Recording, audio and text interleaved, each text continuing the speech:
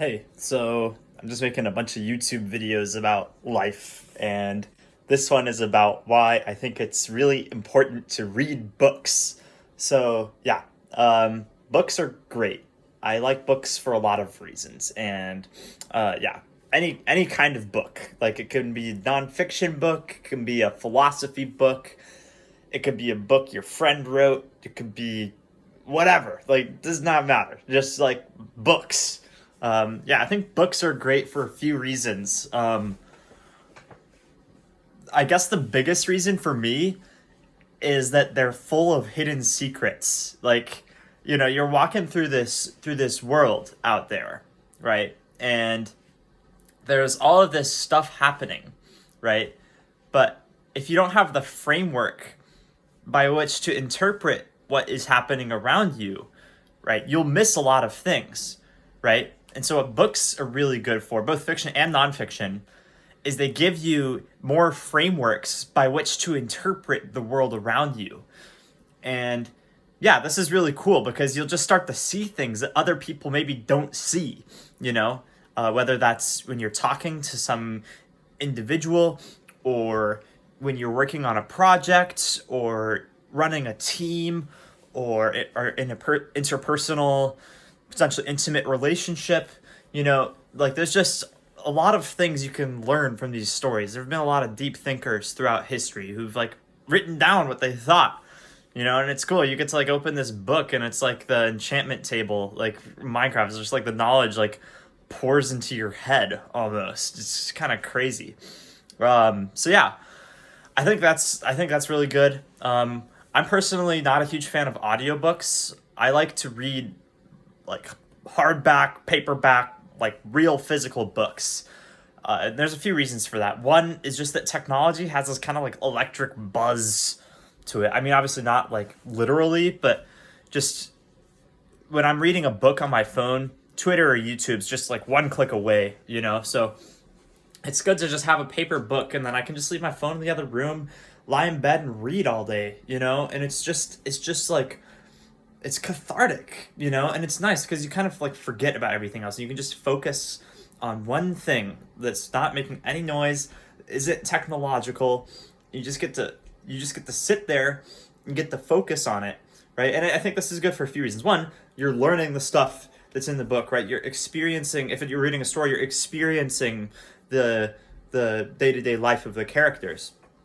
But you're also training yourself to focus on something, right? Especially if it's a difficult book for an extended period of time.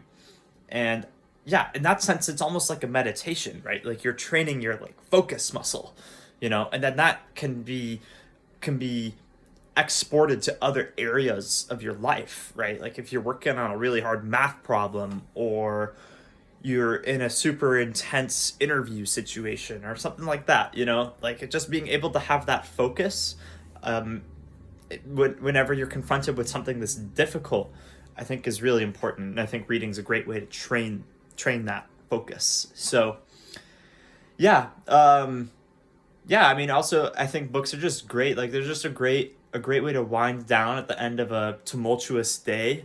They also teach you words like tumultuous, like they just make things more interesting. And I think that we could really use that in our world these days. Like people are kind of like everybody's kind of exposed to the same content on YouTube.